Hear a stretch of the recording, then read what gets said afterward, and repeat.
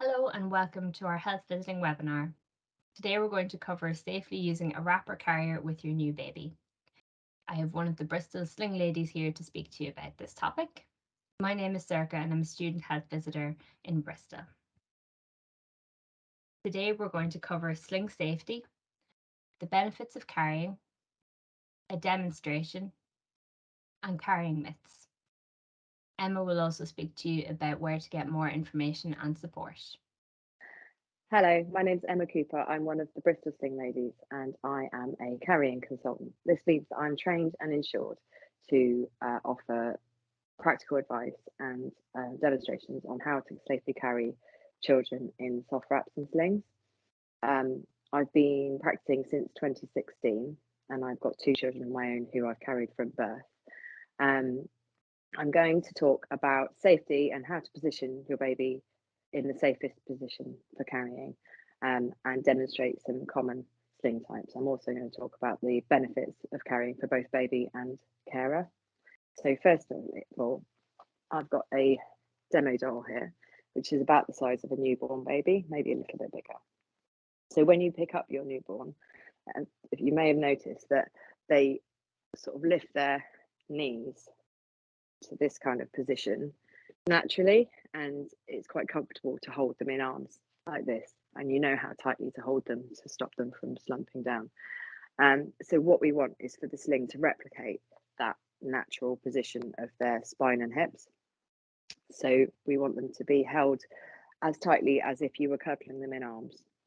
We want them to be supported from knee to knee with their knees tucked up and their pelvis tucked under, ideally with their hands up by their face and their spine well supported. So there's a mnemonic to help you remember the safety checks that you need to do, which is called TICS, which stands for tight, in view, close enough to kiss, keep chin off chest, supported back. And that mnemonic was come about with the sling manufacturers about 10 years ago. And it's all about protecting a baby's airway. So the safest way to carry them is upright, chest to chest, and so that they're not slumping down and their chin's not coming onto their chest. So, like I said, sling's tight enough, their face is in view, their chin is off their chest, and their back is well supported. So I'm going to put on a stretchy wrap, which is a common newborn carrier. You can buy one for about £30 and you can pick them up secondhand very, very cheaply. It's worth saying that they're not all the same. So this is a two-way stretchy wrap. So it's a long piece of fabric and it stretches across the width and it also stretches along the length. So these are the easiest ones to use. You also get one-way stretchy wraps, which tend to be easily available on Amazon and eBay, and they don't stretch along the length and they can be harder to use. So I'm going to put this on and I'm going to then put the doll in and show the safety points in practice with the doll. So when you've done this a few times, it doesn't take very long to do. It can feel a little bit overwhelming. So the Bristol Sling ladies offer one-to-one help in various locations across the city and in South Gloucestershire. And we offer free newborn hire, so you could actually hire a stretchy wrap to try out for 4 weeks with no obligation to hire or buy. But then if you do want to hire, we do low cost hire. So I can talk about that later. So I've tied it on and I can just make sure there's about the size of my doll face there. It's not sort of coming out here. So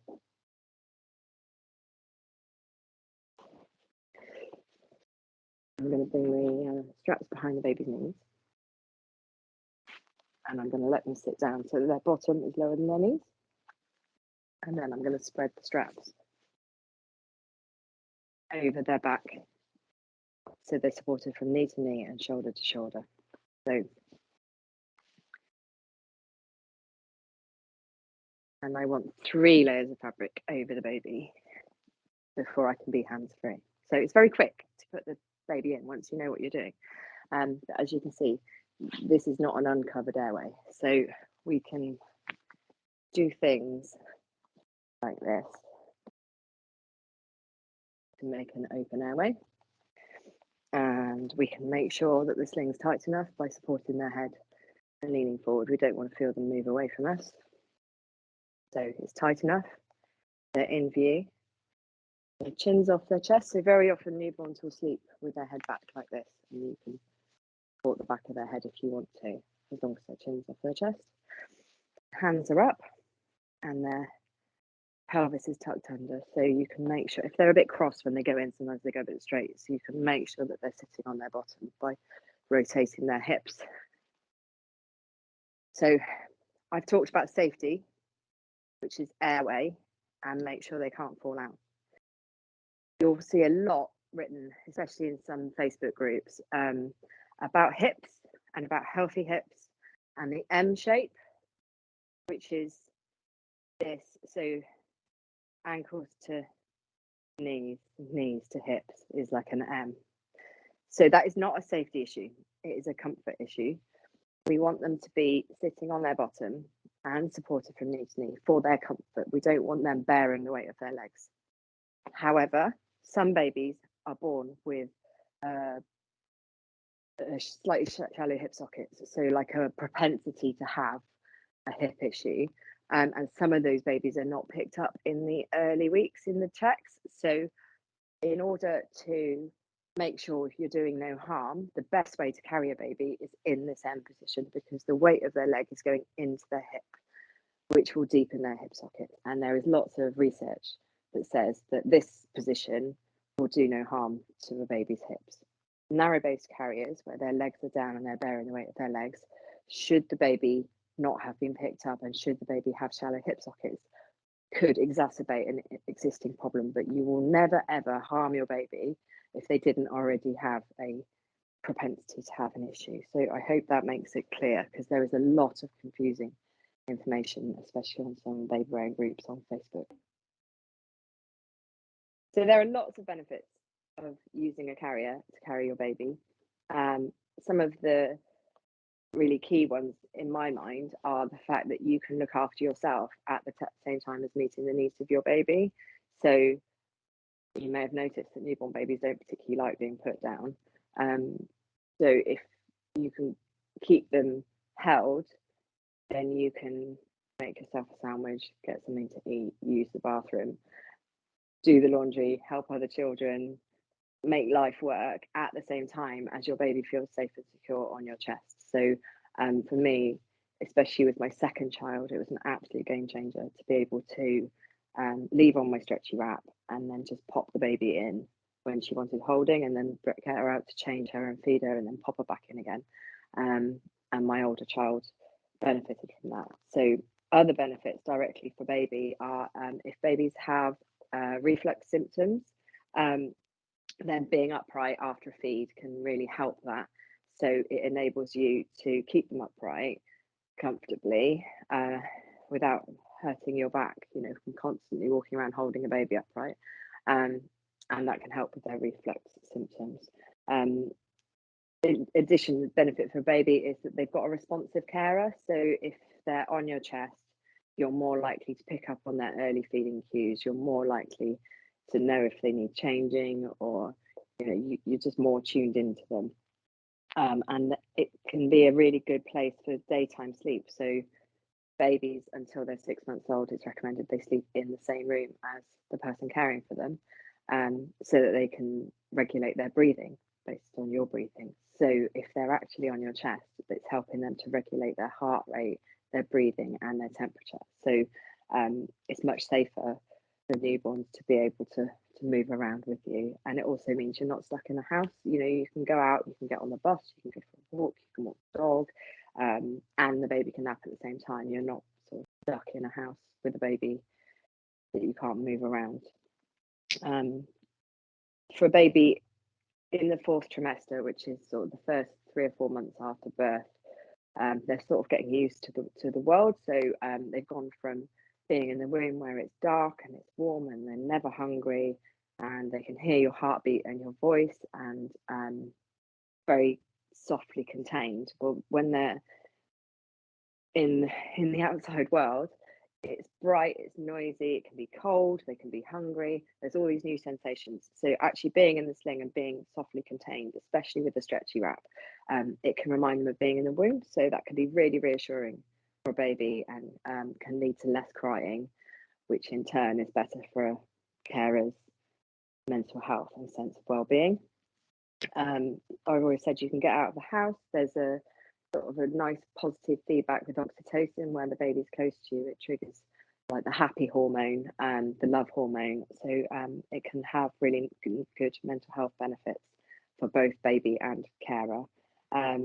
It's been shown that parents who use slings and carriers have a lower incidence of postnatal mental health issues, which is huge in this day and age where there's so much pressure on people to recover from becoming parents.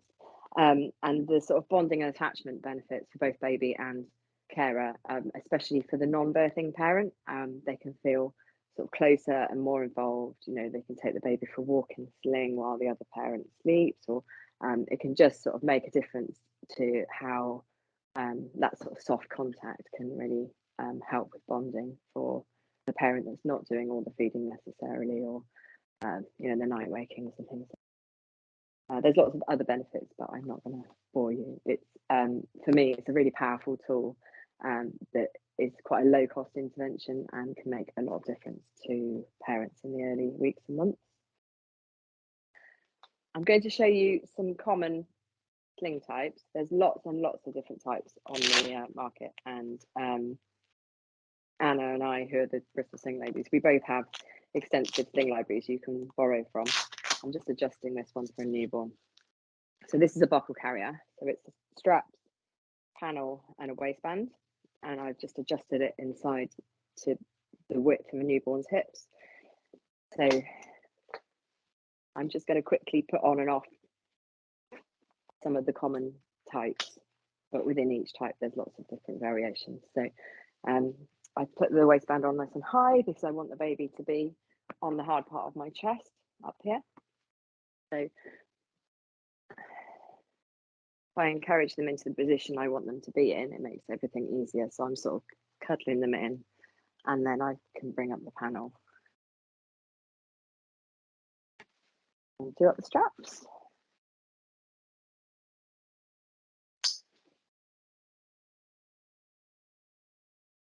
So once it's done up, I can make sure that my baby is sitting on their bottom with their knees above their bottom, that their hands are up. They're supported no higher than the nape of their neck. We don't want the sling up here. If the sling is up here, then it needs adjusting. The waistband's nice and high. I'm comfortable.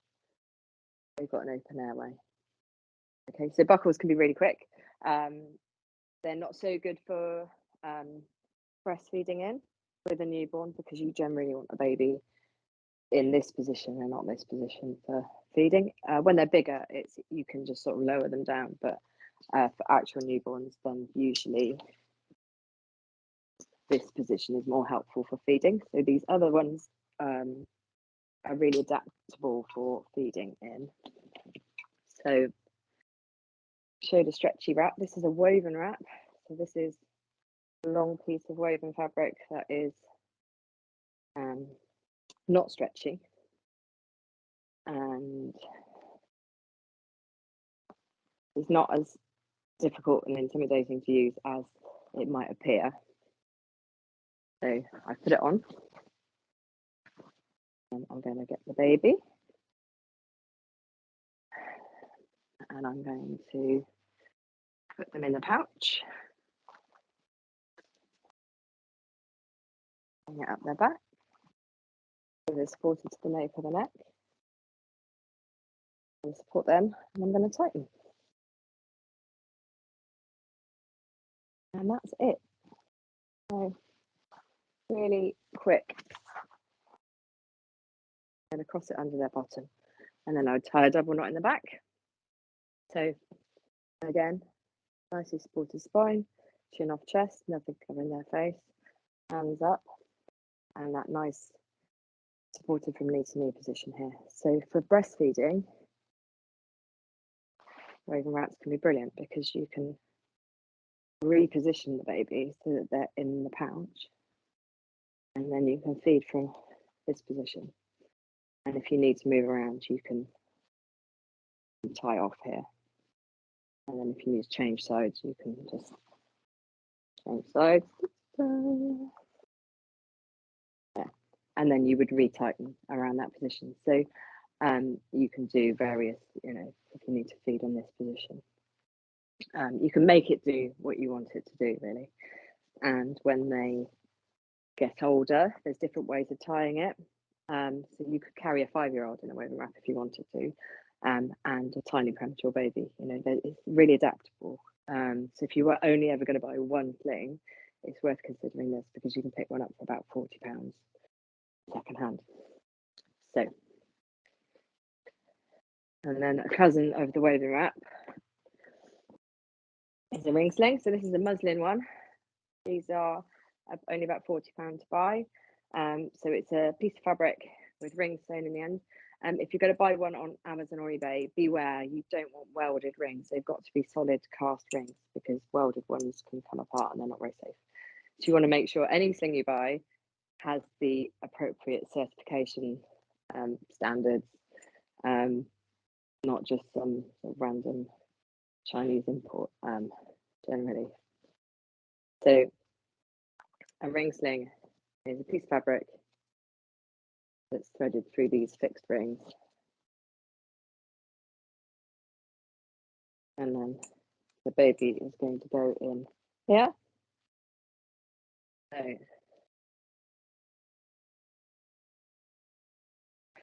So these are great for sort of in and out of the car.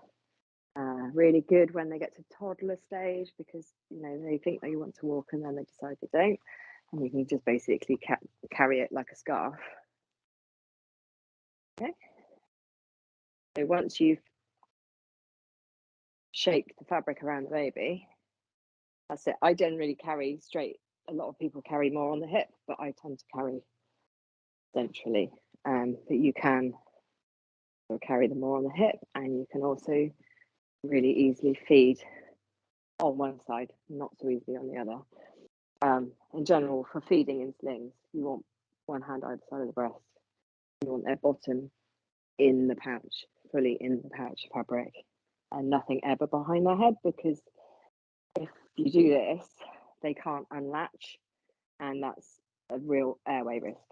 So nothing ever behind the back of their head and your hand supporting their shoulders. But it does mean that you've got one hand free to feed yourself, to open the door, to do what you need to do, and you can move around. You're not just pinned to the sofa, which can be really good for your mental health. So ring slings have their place. If you carry a lot, then you might find that you have a bottle carrier and something else because they have different strengths. If you are interested in feeding and you don't want to invest in a sling, this is just a scarf that I've knotted to make a loop. I put the knot on my back. Okay, so just a normal scarf. And you can use it to support that feeding position. Equally with bottle feeding, it's not only for breastfeeding. If you need to bottle feed, you need two hands, but you can actually hold a bottle and support the back of the neck, but it just feels a bit more supportive of your back, and you can move around, and you can change to the other side. Generally put them in feet first, but if you want to know more about these kind of things, then I or Anna can help you with this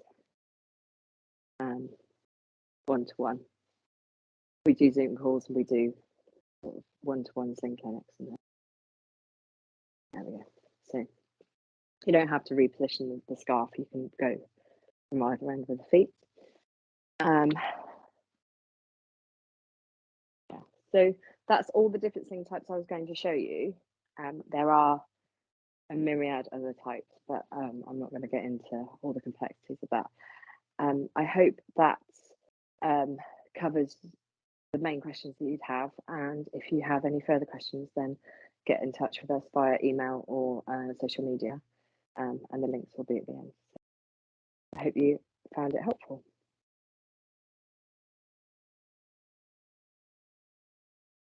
There are quite a few common myths around carrying, which I thought might be worth busting a few of them. I've already spoken about healthy hips and the M shape, and about concerns that carrying may be harmful to hip development. I hope I've covered that.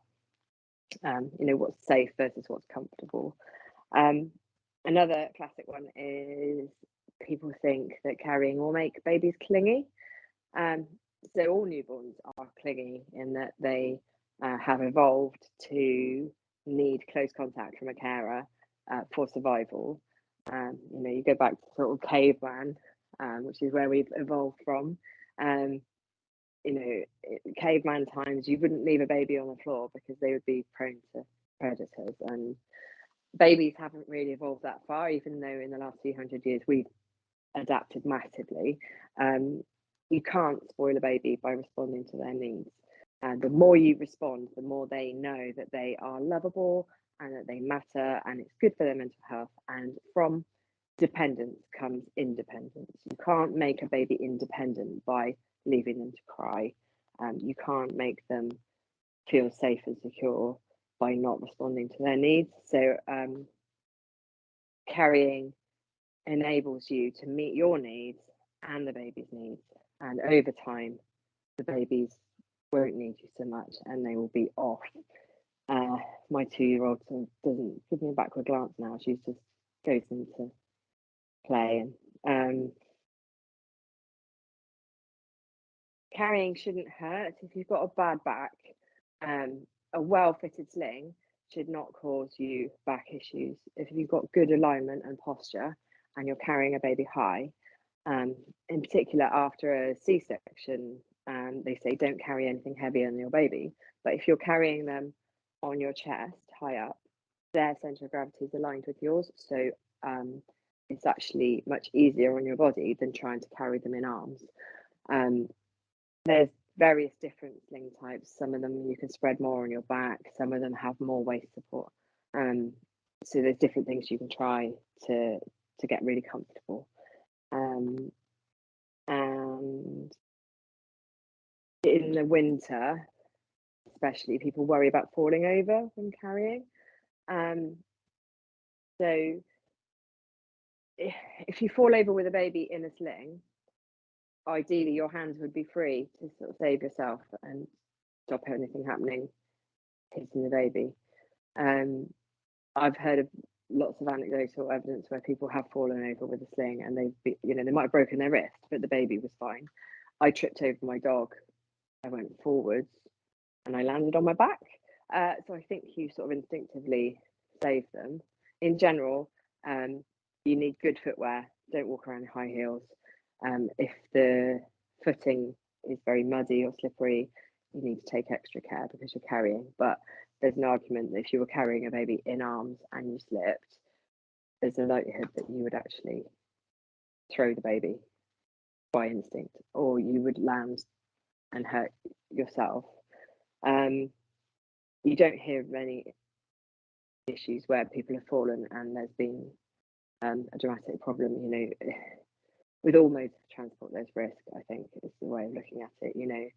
People have fallen over and let go of a buggy and it's rolled away from them. It's one of those things you just have to make sure that you've got a good fitting and that you're careful if you can't see. Once they get bigger, you can carry them on your back or on your hip, and then you can see your feet, which makes it less of an issue. I hope that helps cover some of the common myths. There's a website called Carrying Matters, which is made by a GP in Sheffield who's called Rosie Knowles, and it's an absolute mine of information. And there's a whole section on busting myths there. So if you have people in your life who are saying that you shouldn't carry, but you feel that you should, then you can go on there and find some articles that will give you some more well evidenced information about some of the things I've touched on. Here are some links to some further information which Emma has touched on during the webinar. Here's some information on your local children's centres. You'll be able to get further details about what's on near you. And here are the health visiting helpline numbers if you would like to get in touch with your health visiting team. Thank you very much.